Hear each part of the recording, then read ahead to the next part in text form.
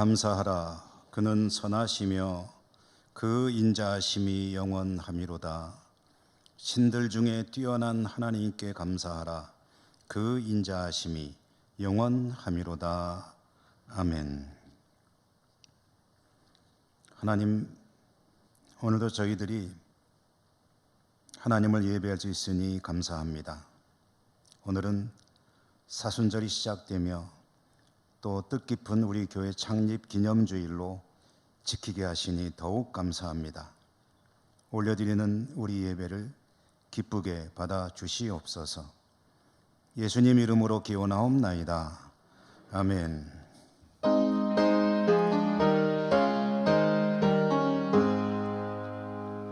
만복의 근원 하나님, 온 백성 찬송 드리고 저 천사여 찬송하세. 찬송 성부 성자 성자.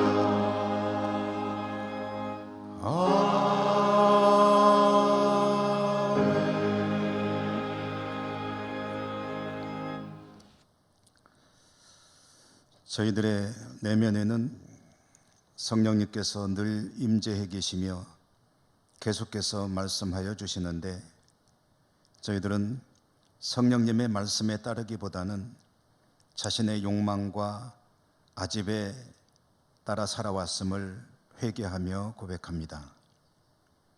영적으로 너무 무뎌져 있어 하나님 앞에 늘 부족한 모습으로 살고 있음도 고백합니다. 저희들 각자를 향한, 우리 교회를 향한 하나님의 은혜는 너무나도 풍성한데 저희들은 신실하게 교회를 섬기며 믿음으로 주님의 뜻을 행함에 많이 부족했습니다. 저희들의 연약함을 불쌍히 여겨 주시옵소서. 이 시간 하나님 앞에 저희들의 드러나지 않는 모든 은밀한 죄와 허물들을 침묵하며 고백합니다.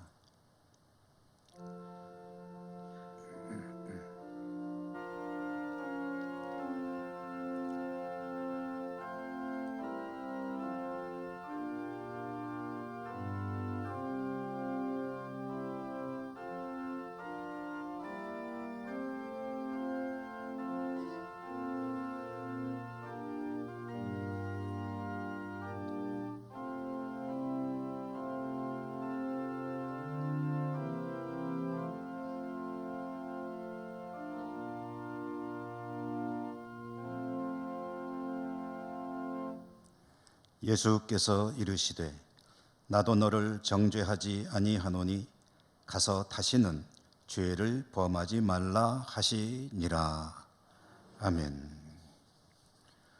오라, 우리가 여호와께 노래하며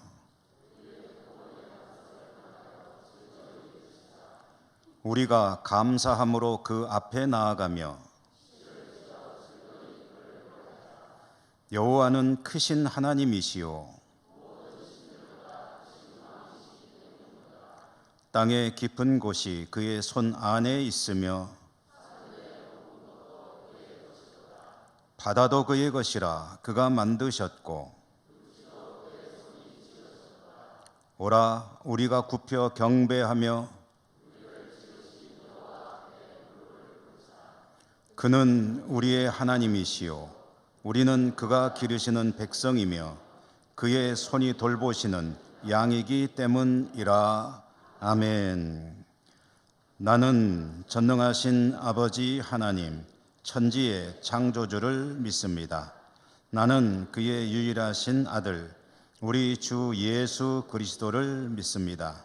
그는 성령으로 잉태되어 동정녀 마리아에게서 나시고 본디오 빌라도에게 고난을 받아 십자가에 못 박혀 죽으시고 장사된 지 사흘 만에 죽은 자 가운데서 다시 살아나셨으며 하늘에 오르시어 전능하신 아버지 하나님 우편에 앉아 계시다가 거기로부터 살아있는 자와 죽은 자를 심판하러 오십니다. 나는 성령을 믿으며 거룩한 공교회와 성도의 교제와 죄를 용서받는 것과 몸의 부활과 영생을 믿습니다. 아멘.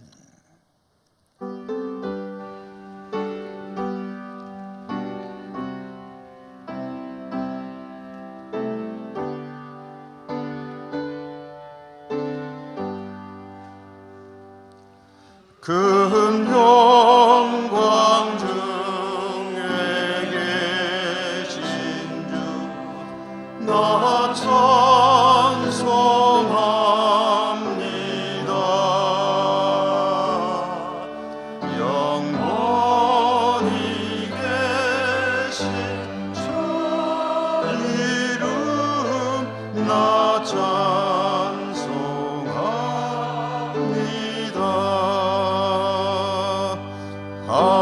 한없이 크신 능력을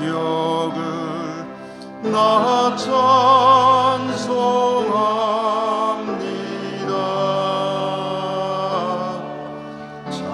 참되고 믿은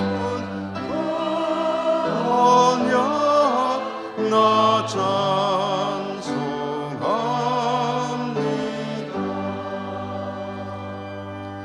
온 천지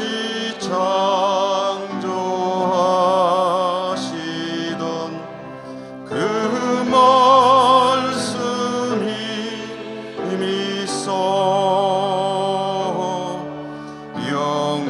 영원히 변치 않는 줄 나 믿사옵니다. 그 온유하신 주 음성 날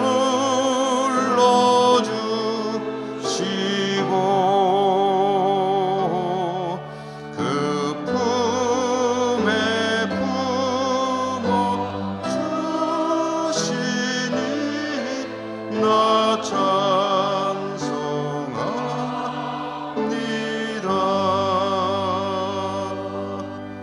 아멘.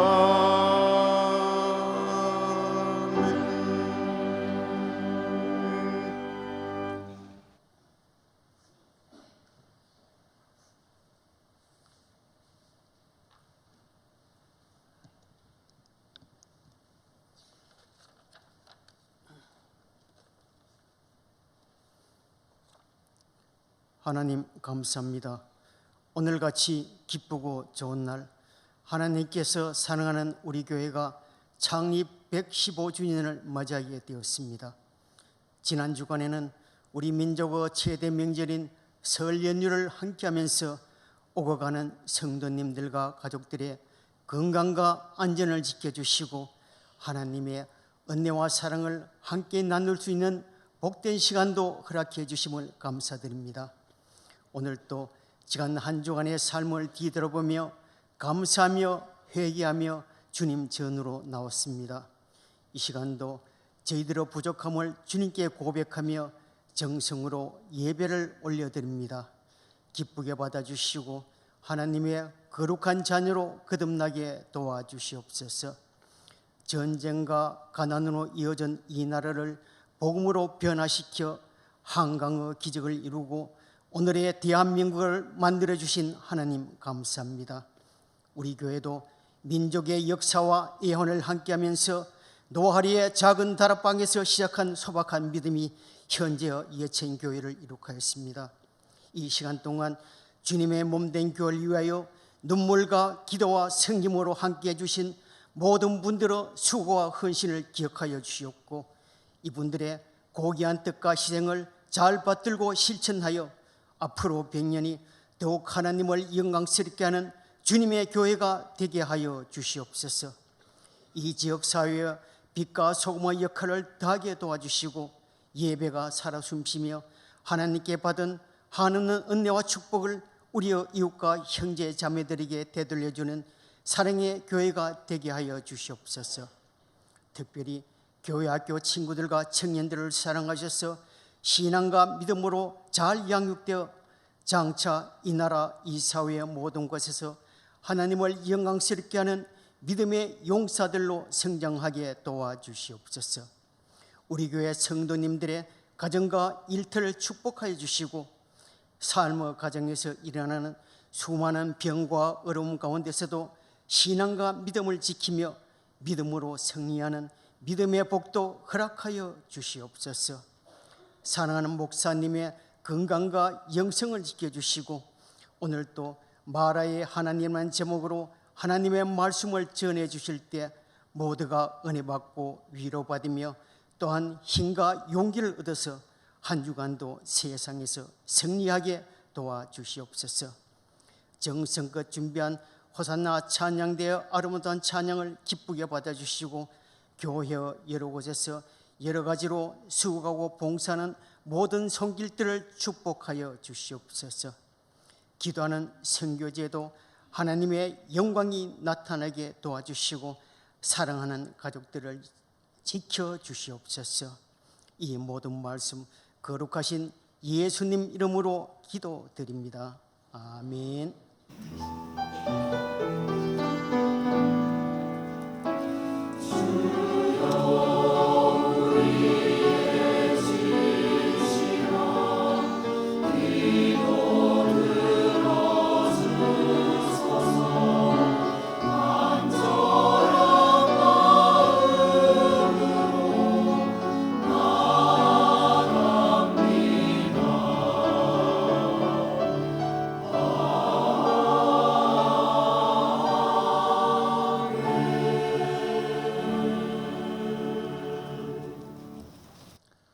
오늘 하나님께서 주시는 말씀을 봉독합니다. 구약성경 출애굽기 15장 22절에서 25절 전반부까지입니다. 모세가 홍해에서 이스라엘을 인도하며 그들이 나와서 수르 광야로 들어가서 거기서 사흘 길을 걸었으나 물을 얻지 못하고 마라에 이르렀더니 그곳 물이 써서 마시지 못하겠으므로 그 이름을 마라라 하였더라. 백성이 모세에게 원망하여 이르되 우리가 무엇을 마실까 하매 모세가 여호와께 부르짖었더니 여호와께서 그에게 한 나무를 가리키시니 그가 물에 던지니 물이 달게 되었더라.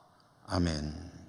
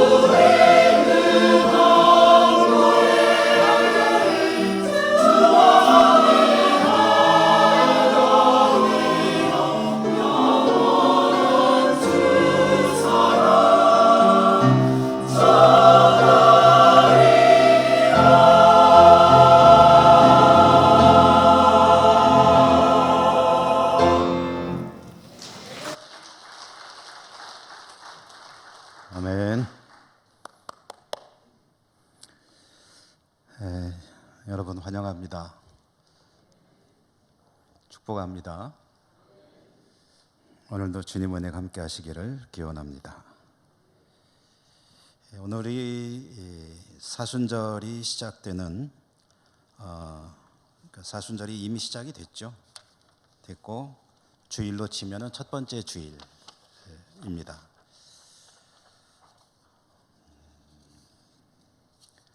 사순절은 부활절을 앞두고 주일을 뺀 거꾸로 따져보면 40일, 그러니까 지난 수요일부터 시작된 40일간의 기간을 교회가 사순절이라는 이름으로 지킵니다. 사순절이 되면 주님의 공생애 또 고난을 묵상하며 성도의 신앙을 새롭게 하며 경건과 절제에 힘쓰는, 그래서 본인의 신앙의 향상을 기대하는 그런 절기로 지키고요.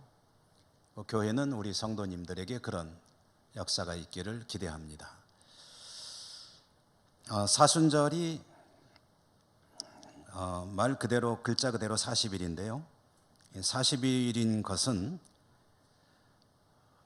40이라는 숫자는 주님의 광야 40일 시험에서 가져온 것입니다. 성경에는 40이라는 숫자가 굉장히 의미 있게 자주 등장합니다. 몇 군데만 찾아보면 말씀드린 주님의 광야 40일 이외에도 여러 곳에서 40이라는 숫자가 나오는데요. 노아의 홍수 때에 비가 40일 동안 내렸습니다. 이스라엘이 출애굽해서 광야에 머문 기간이 40년이었습니다. 출애굽하던 중에 모세가 하나님의 율법을 받기 위해 시내산에 올라가서 머무른 기간이 40일이었습니다. 이스라엘이 역시 출애굽하던 과정 중에 가데스 바네아에서 정탐꾼들을 보내서 가나안 땅의 형편을 살피는데 그때 정탐한 기간이 40일이었습니다. 사울은 40세 때에 이스라엘의 왕이 되었습니다. 초대 왕이죠. 다윗은 왕이 되어서 40년간을 이스라엘을 다스렸습니다. 솔로몬도 40년 동안 이스라엘을 다스렸고요. 엘리야가 이세벨과 아합과 투쟁하던 중에 탈진하여 하나님의 산 호렙으로 가던 중에 광야를 40일 걸려서 통과했습니다. 그리고 주님께서 40일간 광야에 머무르며 마귀의 시험을 극복하셨습니다. 이 외에도 여러 곳에서 성경은 40이라는 숫자를 보여줍니다. 이것은 이 40이라는 숫자에 하나님께서 의미를 부여한다는 그런 계시인 거죠. 이렇게 많은 40이라는 숫자들 중에서도 구약 성경과 신약 성경 가운데 대표적인 중심을 이루는 뼈대가 되는 두 가지 40의 케이스를 가져와 본다면 출애굽한 이스라엘이 광야를 지나면서 머문 기간 40년이라는 그 40, 그리고 신약 성경에서 주님께서 마귀의 시험을 극복했던, 금식하며 시험을 경험했던 그 40일이라는 숫자, 이 두 가지일 것입니다. 출애굽 광야 40년, 그리고 광야 시험 40일. 이 두 가지 사건에 공통점이 있습니다. 그것은 광야라는 것입니다. 광야. 성경을 읽고 말씀을 함께 나누려고 하다 보면 광야 이야기는 자주 등장할 수밖에 없습니다. 성경 자체가 광야를 배경으로 하는 경우가 너무 많기 때문입니다. 또 광야라는 단어는 우리에게도 익숙한 단어죠. 우리 인생을 보통 광야에 많이 비유합니다. 광야 같은 인생. 저는 금년 사순절, 오늘이 첫째 주, 종려 주일을 앞두고 5번의 사순절을 지나는 주일이 있는데, 이 5번의 주일 동안에 이 광야를 주제로 성경에 나오는 몇 곳의 광야 이야기를 여러분과 함께 나누려고 합니다. 이 말씀들을 나눌 때에 광야 같은 세상을 살아가는 우리들에게 주님의 은혜가 풍성하기를 기대하고 소망합니다. 오늘 그 광야 이야기 첫 번째는 마라 이야기입니다. 마라. 이스라엘이 출애굽하였습니다. 홍해에서 위기를 만났지만 하나님의 놀라운 역사를 경험하며 홍해를 건넜습니다. 홍해를 건넌 이스라엘이 가게 된 그 중간 또 여정이 광야였습니다. 수르 광야라고 하는 곳으로 들어서게 된 거죠. 수르 광야는 참으로 척박한 곳입니다. 이 광야로 들어선 이스라엘 백성들이 오늘 성경에 보니까 사흘길을 걸었는데 물을 발견하지 못했다. 물 마실 데가 없는 거예요. 사흘을 물을 못 마셨다라고 봅니다. 왜냐하면 물을 가지고 있지 않았을 것이기 때문입니다. 이 수르 광야로 들어오기 전에 무슨 일이 있었다고요? 홍해를 건넜지 않습니까? 홍해를 어떻게 건넜습니까? 쫓아오는 애국 군대의 추격을 피해서 하나님이 홍해를 가르시고 바다 가운데로 길을 내주시니 그 길을 지나오게 됐는데 어떻게 왔을까요? 생명의 위협을 느끼는 상황입니다. 허겁지겁 그 길을 달려서 건넜겠죠. 물건 챙길 여유가 있었을까요? 물통 들고 뛰었을까요? 뭐 그런 분도 있을 수 있을지 모르겠지만 대체로는 그런 거 다 팽개치고 걸어만 날 살려라 하면서 바닷길을 달려 홍해를 건넜을 것입니다. 절박한 상황, 자기 몸 하나 건사하기도 쉽지 않은 그런 상황에서 물통 들고 올 사람이 어디 있겠습니까? 그렇게 홍해를 건넜습니다. 그리고 광야로 들어서서 사흘 길을 갔는데 물을 발견할 수가 없었습니다. 얼마나 갈증이 심할까요? 여러분 혹시 물을 안 마시고 어느 정도까지 지내보셨습니까? 그런 경우가 없겠죠. 목마르면 곁에 있는 물 쪼르륵 따라서 마시면 되니까 우리는. 그런데 이스라엘 백성들은 가지고 있는 물이 없습니다. 생수병 들고 다니는 거 아니니까요. 가다가 샘을 만나야 물을 마실 텐데 샘이 없습니다. 사흘을 갔습니다. 사흘 동안 물 한 방울 못 먹었을 겁니다. 제가 궁금해서 사람이 물을 마시지 않고 얼마나 생존할 수 있을까? 얼마나 버틸 수 있을까? 요즘에는 워낙이 AI도 있고 여러 가지 자료를 검색해 볼 수 있는 그런 편리한 시대이기 때문에 찾아봤죠. 그랬더니 다양한 그 의학 상식을 제공해 주는데 짧으면 한 3, 4일, 길면은 한 7, 8일까지도 물 안 마시고 견딜 수 있는 경우도 있다고 하는데 제가 보니까 한 3, 4일이더라고요. 한 3, 4일 동안 물을 안 마시면 혈액이 굳어지면서 사람이 살 수가 없게 된다라고 하더라고요. 자, 이스라엘 백성들이 사흘길을 광야길을 걸어갑니다. 물을 마시지 못합니다. 샘이 없습니다. 그들의 상태는 어땠을까? 거의 사망하기 직전까지 갔을 겁니다. 그 중에는 노약자도 있고 어린 아이들도 있습니다. 몸이 건강한 사람들은 조금 더 버틸지 모르겠지만 약한 사람들은 지쳐서 쓰러지고 생명이 위험한 그런 상황까지 갔을 것입니다. 그런 아슬아슬한 위기 가운데서 마침내 샘이 하나 나타났습니다. 얼마나 반가웠을까요? 샘이 있는 그곳은 마라였는데요. 그 샘이 있는 지역 이름이 원래 마라라고 부르던 곳이 아닙니다. 거기가 왜 마라냐면은 이스라엘 백성들이 그곳의 당도에서 마라라고 그곳을 부른 겁니다. 그러면 왜 마라라고 불렀느냐?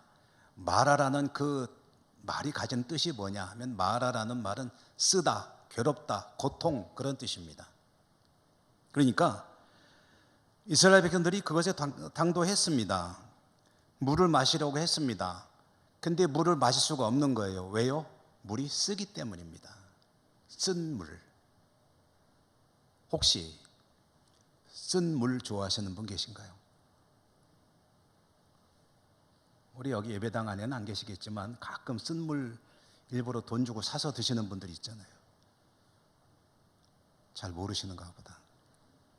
쓴 물 한 모금 착 하고서 캬 하기도 하고. 근데 그런 쓴 물이 아니고 여기서 말하는 쓴 물은 마실 수 없는 물이라는 뜻입니다.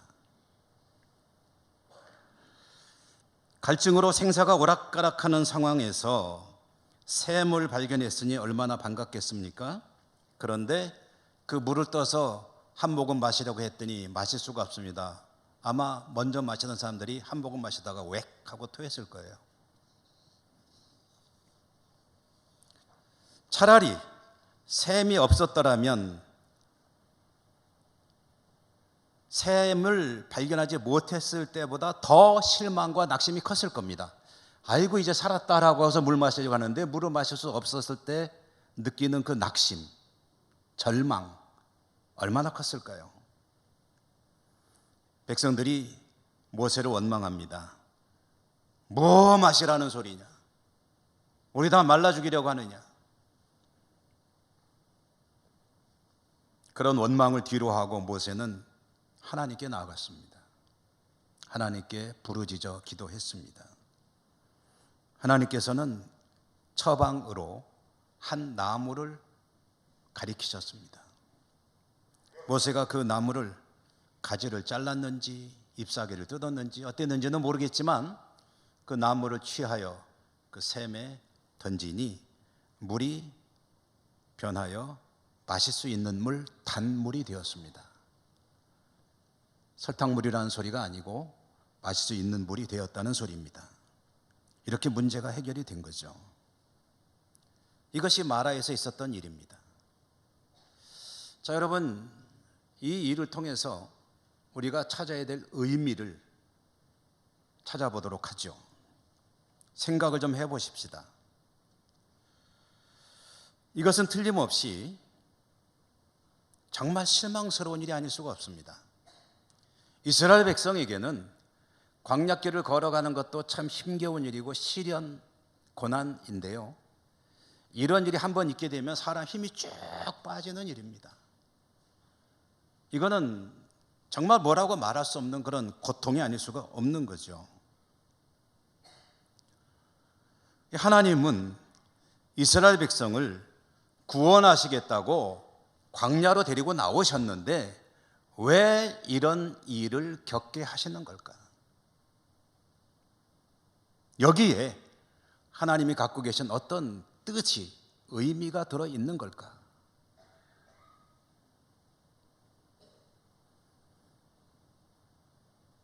중요한 것은 성경을 읽는 것이 아니라 그 속에 들어있는 의미를 찾는 거죠. 하나님이 이 말씀을 통해 무슨 이야기를 하고 싶어 하시는가?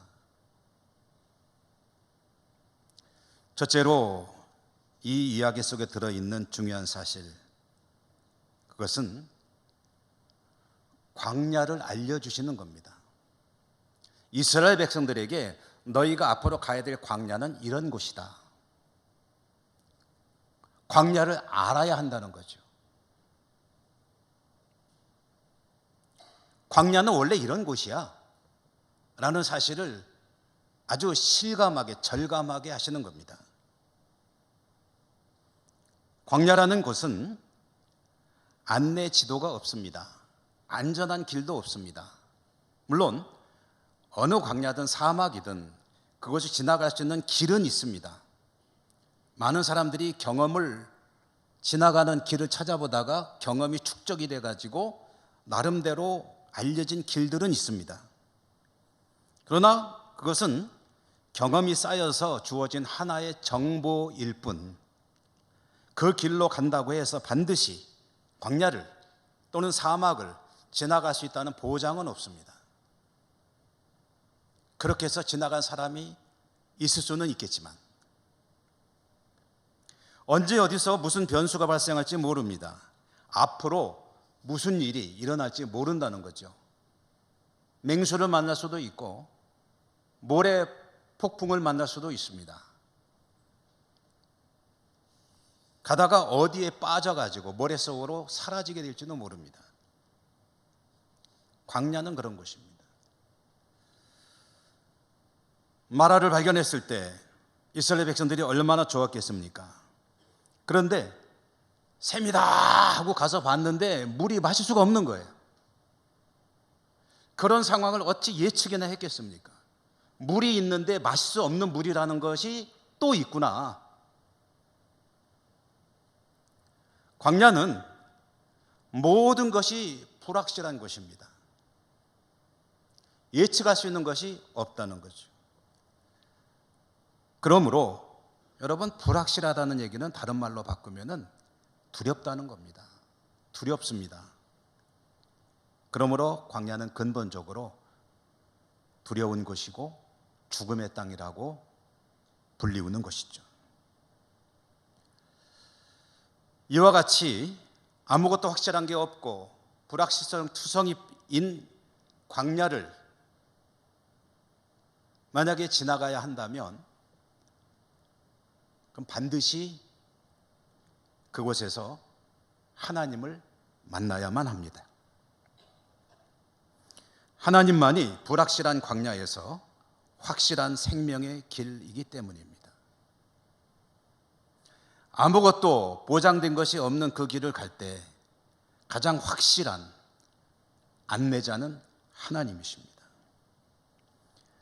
마라의 샘은 절망을 가져왔지만 하나님께서 그 샘을 생명의 샘으로 바꾸어 놓으셨듯이 앞으로 무슨 일이 벌어질지 모르지만 하나님과 함께 그 광야를 지나간다면 그 어떤 난관도 하나하나 제거될 수 있을 것입니다.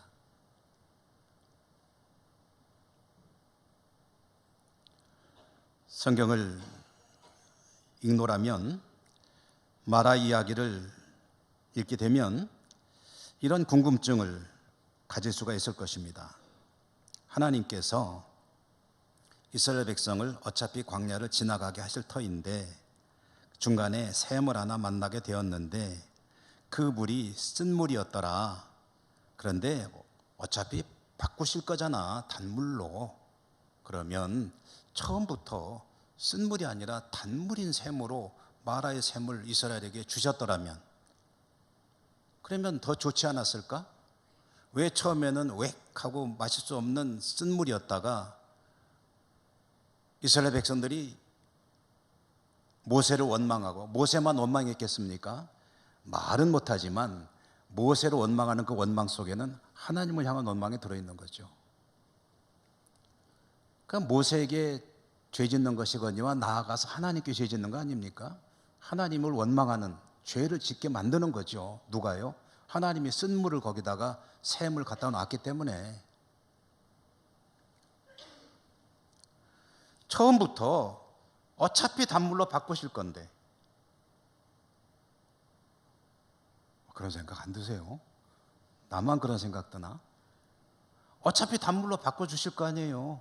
그럼 처음부터 단물 주시지 왜 그 쓴 물에다가 단물로 바꾸고 백성들은 죄짓게 만들고 모세는 속상하게 만들고 하나님께 나와서 부르짖어 기도하게 만들고 힘도 없는데 처음부터 단물 싹 주셨으면 모든 게 다 좋잖아요. 원만하잖아요. 왜 그렇게 하셨느냐?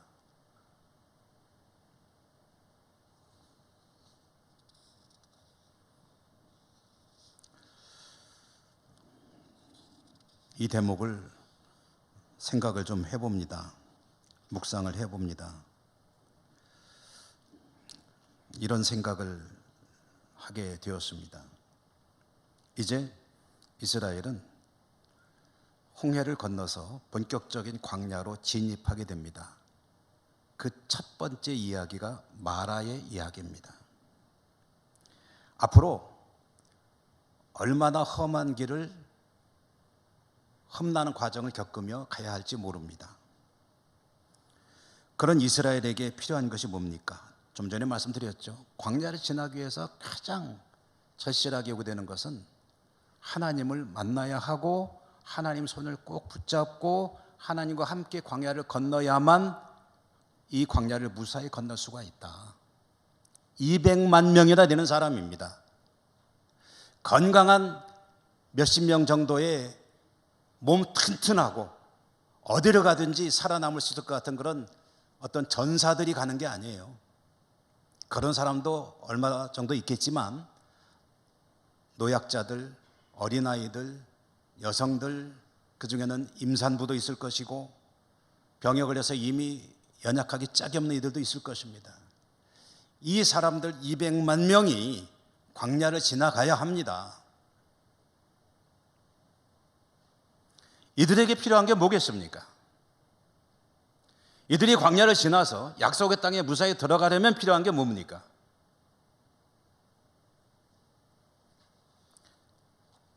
그들이 광야를 가려고 하다 보면 수많은 문제들이 앞으로도 발생할 것입니다. 비록 홍해를 가르는 하나님의 놀라운 역사를 경험했지만 이집트에서는 10번의 재앙을 경험하면서 하나님의 능력을 경험했지만 그러나 그런 것과는 또 다른 문제들이 끊임없이 찾아올 것입니다. 그 중에는 먹고 마시는 문제도 있을 것입니다. 먹고 마시는 것은 생존의 가장 기본 아닙니까? 그런 문제들이 찾아올 때 그걸 어떻게 극복해야 할지 하나님은 마라에서 이스라엘 백성들에게 모세에게 해법을 제시해 주십니다. 마실 수 없는 물을 만나게 되었느냐? 그러면 나에게 와서 부르짖으라. 기도하라. 기도할 때 내가 문제를 해결해 주마. 나무 갖다가 넣어라. 그러면 쓴 물을 변화시켜 마실 수 있게 될 것이다. 광야를 지나야 하는 그들에게 가장 필요한 것은 하나님을 향한 절대적인 믿음입니다. 하나님을 의지하지 않으면 갈 수 없다. 통과할 수 없다. 하나님을 꼭 붙잡고 하나님을 의지하며 나간다면 이 광야가 아무리 험난해도 결국은 통과하게 될 것이다.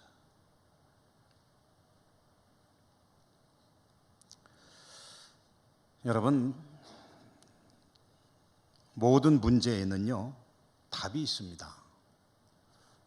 답이 없는 문제는 없습니다. 만약에 답이 없다면 그건 문제가 잘못된 거죠. 모든 문제가 답이 있다고 한다면 우리의 믿음과 관련해서 이야기를 해본다면요, 우리에게도 수많은 삶의 문제들이 밀려오는데 그 문제들을 가지고 답을 찾기 위해서 만약에 기도할 수 있다면 기도하는 이에게는 문제를 통해서 만나게 되는 답은 하나님의 은혜로 깨달아지게 됩니다. 무슨 얘기냐? 문제가 있을 때 기도하는 사람에게는 하나님의 은혜로 답을 받게 되지만 그러나 기도하지 않는 사람, 기도 없이 답을 받게 된다면 그것은 하나님과는 관계없는 우연이 되게 됩니다. 자기가 원하는 대로 어떤 문제가 해결이 됐다고 한다면 기도한 사람에게는 그게 하나님의 은혜이겠지만 기도하지 않는 사람에게는 운이 좋네, 그런 생각이 들게 될 것입니다.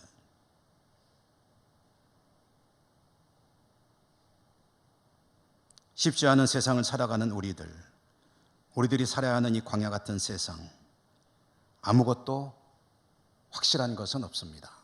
우리는 내일을 모릅니다. 내일이 아니라 1시간 후도 모릅니다.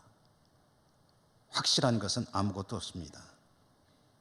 기대는 하죠. 여기쯤 가면 샘이 나와야 되는데 라고 기대합니다. 기대한 대로 샘이 나왔다고 하죠. 나올 수도 있고 안 나올 수도 있겠죠. 그런데 그 샘이 나에게 신선한 그런 생수를 제공해 줄 거라고 기대했는데 샘은 나타났는데 가서 보니까 마실 수 없는 물이 들어 있습니다. 그게 우리 인생이라는 거죠. 기대가 무너지면, 기대 안 한 것이라면 또 모르겠는데 기대했던 것이 이루어지는 줄 알았는데 그게 무너지면 실망이 더 큰 법입니다.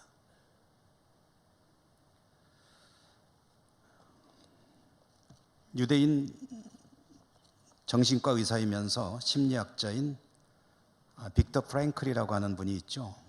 여러분 많이 아시는 분들 계실 텐데, 그 빅터 프랭클이 유대인 나치에 의해서, 히틀러의 나치에 의해서 아우슈비츠에 수용이 돼 있을 때 그 자신의 이야기를 죽음의 수용소라는 책으로 남긴 바가 있습니다. 책에 참 수많은 이야기들이 나오는데요, 이런 이야기가 있습니다. 수용소에서 끊임없이 유대인들이 죽어나갑니다. 그런데 거기서 한동안 계속 머물다 보니까 어떤 현상을 알게 되냐면 일정한 시기가 되면 갑자기 사람들이 많이 죽는 거예요.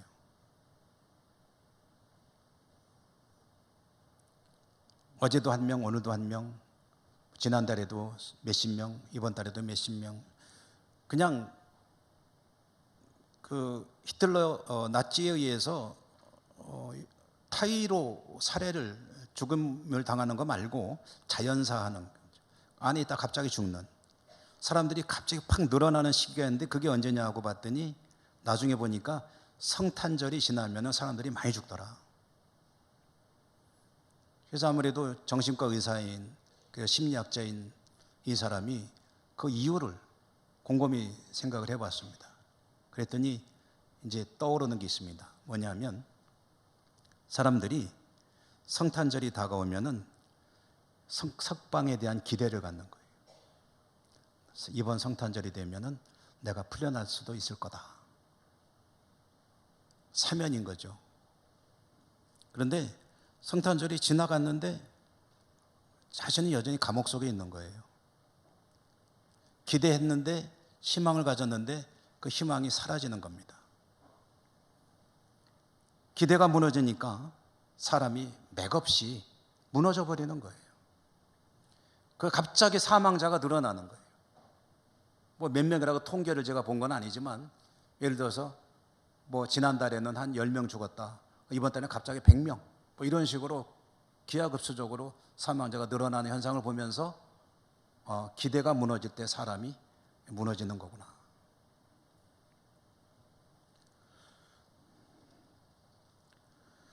불확실하고 언제 어디서 무슨 일이 일어날지 모르는 광야와 같은 세상, 죽음의 땅과 같은 삶의 현장에서 저나 여러분, 우리들이 의지할 수 있는, 믿을 수 있는 확실한 생명의 길은 오직 주님께만 있습니다. 주님만이 확실하고 모든 상황을 반전으로 우리에게 놀라운 사실들을 보여주시는 유일한 하나님이십니다. 그 주님을 만나고 주님을 의지하며 기도하고 주님의 인도하심 따라서 주님의 손을 꼭 붙들고 간다면 때로는 쓴 물을 만나도 결국 단물로 주님께서 바꿔주실 것이고, 그런 현상들을 통해서 우리들의 믿음은 더욱 견고해질 것이며 광야를 잘 지날 수 있게 될 것입니다. 광야는 사는 곳이 아니고 지나는 곳이다라는 말씀 드렸죠. 광야에서 잘 살고 못 살고, 멋있게 지나가고 덜 멋있게 지나가고, 편하게 지나가고 덜 편하게 지나가고, 그것은 그렇게 중요한 문제가 아닙니다. 광야는 지나가는 곳입니다. 광야를 지날 때 가장 확실한 지날 수 있는 방법은 주님께 있습니다. 나에게 있는 게 아니에요. 오늘 사순절 첫째 주일이자 교회 창립 115주년 기념주일입니다. 우리 교회가 115번째 생일을 맞이할 때까지 지나온 세월 길죠. 그 지나온 세월을 오늘 말씀과 짝을 지어 본다면 광야의 길을 우리 교회가 걸어서 여기까지 왔다, 이렇게 말씀드릴 수 있을 것입니다. 그동안 우리 예천교회를 세우고 지켜오신 우리 믿음의 선조들, 얼마나 많은 광야의 시련과 어려움 속에 여기까지 왔겠습니까? 그 삶 가운데 얼마나 많은 마라들을 만났을 것 같습니까? 그렇게 마라들을 만날 때마다 어떻게 극복할 수 있었을까요? 다른 방법이 있겠습니까? 실망의 샘들을 만날 때마다 믿음을 새롭게 하고 하나님께 나아가 부르짖을 때 하나님께서 길을 열어주시고 쓴물을 단물로 바꿔주시며 그 광야를 지나가게 하셨고, 그래서 오늘까지 우리가 온 줄로 믿습니다. 마라의 하나님은 쓴물만 가득 찬 것 같은 광야에서 필요할 때마다 그 쓴물을 단물로 바꿔주시고, 또 필요할 때마다 양식을 내려주시고, 광야 40년을 지나는 동안에 의복이 해지지 아니하고 신발이 구멍나지 아니하고 무사히 지나가게 하시는 은혜를 베푸시는 하나님이십니다. 그 하나님은 그렇게 광야를 지나 생명의 땅으로 그 백성들을 이끌어 가시는 분입니다. 어떻게 광야를 지나가죠? 내 인생을 어떻게 완주할 수 있죠? 어떻게 생명의 길로 내 삶을 살며 나아갈 수 있을까요? 길은 하나밖에 없습니다. 내가 길이요 진리요 생명이니 나로 말미암지 않고는 아버지께로 올 자가 없느니라. 주님 말씀하셨습니다. 여러분, 주님 손 꼭 붙잡고 광야 같은 세상길 힘차게 생명으로 풍성한 삶을 살아가는 은혜가 있기를 주님 이름으로 축복합니다. 은혜로우신 하나님 감사합니다. 오늘도 저희들의 예배를 받아주시고 또 말씀을 들려주시니 감사합니다. 광야 같은 세상, 저희들이 주님 손 꼭 붙잡고 승리하는 삶을 살아갈 수 있도록 은혜 더하여 주시옵소서. 예수님 이름으로 감사하고 기도드립니다. 아멘. 찬송하시며 봉헌하시겠습니다.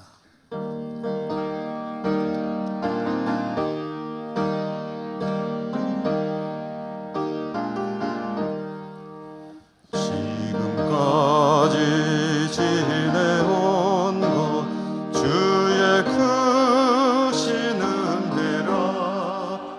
한이 없는 주의 사랑 어찌 이루 말하랴. 자나깨나 주의 손이 항상 살펴주시고 모든 일을 주 안에서 영원하게 하시네.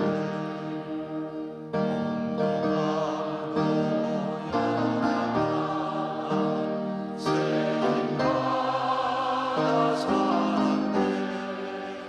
물붓듯이 부으시는 주의 은혜 족하다. 사랑 없는 거리에 나 험한 산길 헤맬 때 주의 손을 굳게 잡고 찬송하며 가리라. 주님 다시 외올라니 날로 날로 다가와. 누가 온짐 주께 날도 멀잖네. 나를 위해 예비한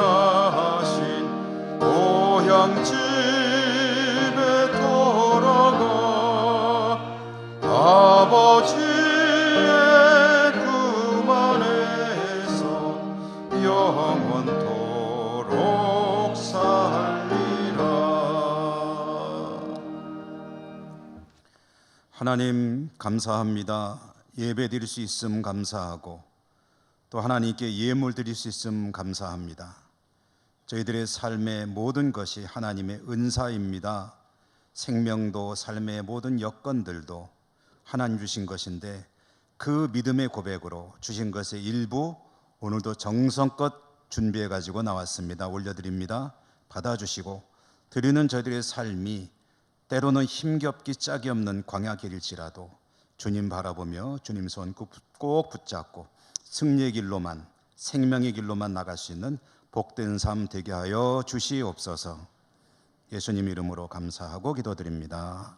아멘.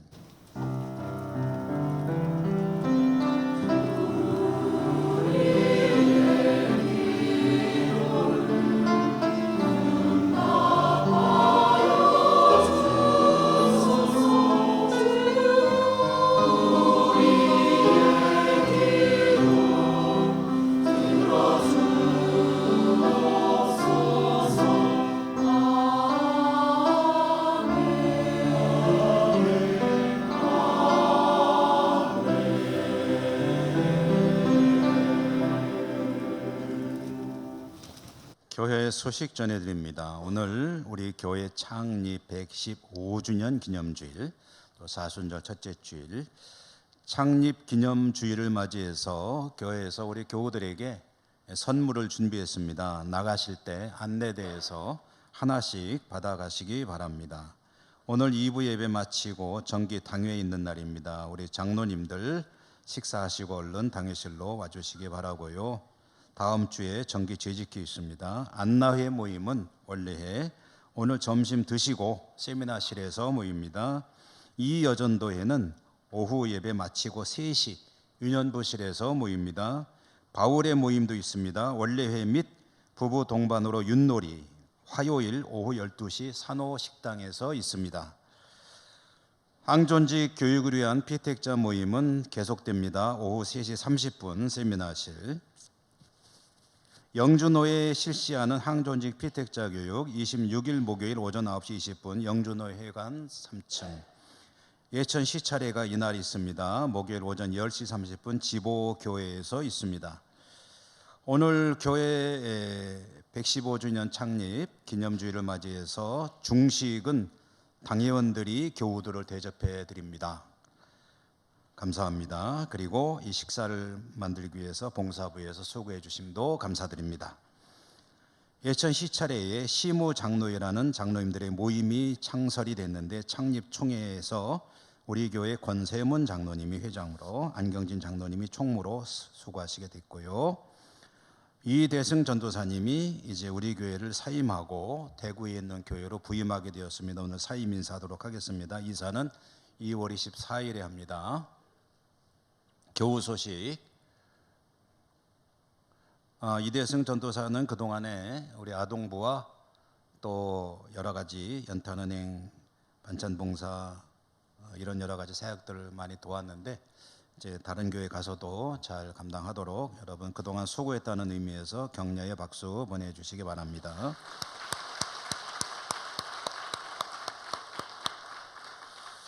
결혼 소식. 박건영 자매가 이경자 집사님의 장녀 되시죠. 박건영 자매가 2월 28일 토요일 오후 12시 10분 안동 리첼 호텔 웨딩홀 3층 크리스탈 홀에서 결혼 예식을 가지게 됩니다. 축하드립니다.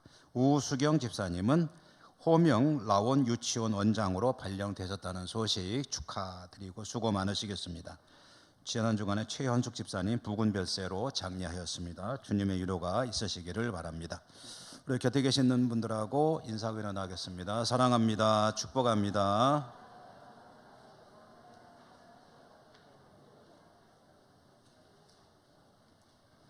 주기도성과 축도로 예배 마칩니다.